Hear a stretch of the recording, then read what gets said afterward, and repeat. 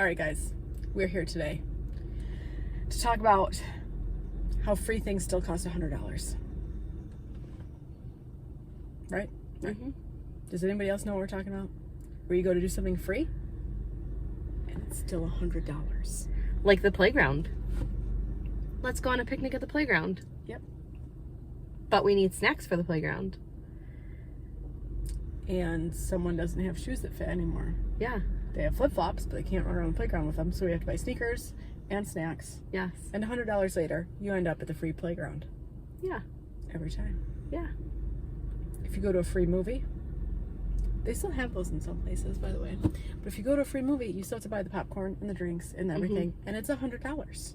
Yep. Have you ever tried to order something and your husband looks at it and he goes, "But we could make that? It wouldn't cost anything. We could make it." And $100 later at Home Depot, you have the same thing you wanted to order for $59. Right. It's free, but it still costs $100. I don't even.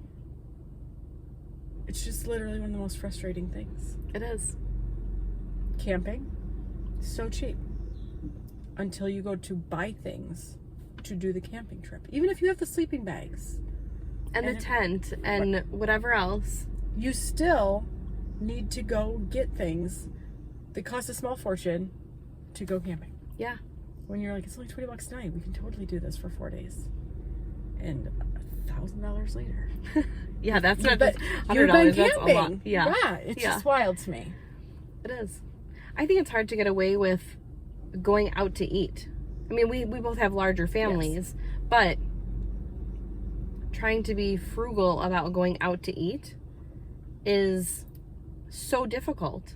Right. Because even just to order pizza, I mean, down where we live, Yep.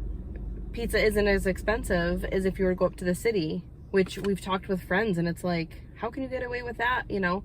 But it's still $100. It's still $100. It's still $100 every time. Fast food. Oh my goodness, it's so And ridiculous. my husband and I both hate fast food, at least local to us. Sometimes we get excited because we're like, oh, we don't have that chain by us, and you get to have a little treat. But generally, we're just like, we can't do it anymore. We can't do the mainstream ones. We're over it. But even then, when I have to pay that much money for what I know is terrible, I'm like, why? Yeah. Why are we doing? It's cheaper than sitting down at a restaurant. But is it sometimes? I don't even know. So this is how expensive a big family is. I went to Disney with some friends, but we were all like paying Dutch, right? So my sister and my girlfriend. I went to Disney, and when I'm looking at the menus, and it would look expensive if I had 8 people with me, but I only had myself, and I thought, this is so cheap. At Disney. I was like, this is so cheap. Yeah. I can have whatever I want. Yeah. Yeah. My husband and I have gone out to dinner before by ourselves, and it was like, wow, we got out of there for like $50. We're like, whoa, that's really cheap. It's just because it was us only us. We could order a fancy drink and we'd still be saving money. Yeah. We don't add in the cost of babysitters. That doesn't count. No. That's the other thing. If we go out with our spouses, even if it's just a hike or something just to get alone time, if we have to pay a babysitter, thankfully we have big kids, so. Mm-hmm. But if you have to pay a babysitter and your date is free, it's still $100. Yeah. Well, because our big kids are getting to the point where they're doing their own thing, or, you know, they don't want to always be in charge or responsible for the younger ones. So, right. You know, you're kind of to the point where you have older kids to do things, but you kind of have that backup babysitter. Right. But you have to pay them. Yeah.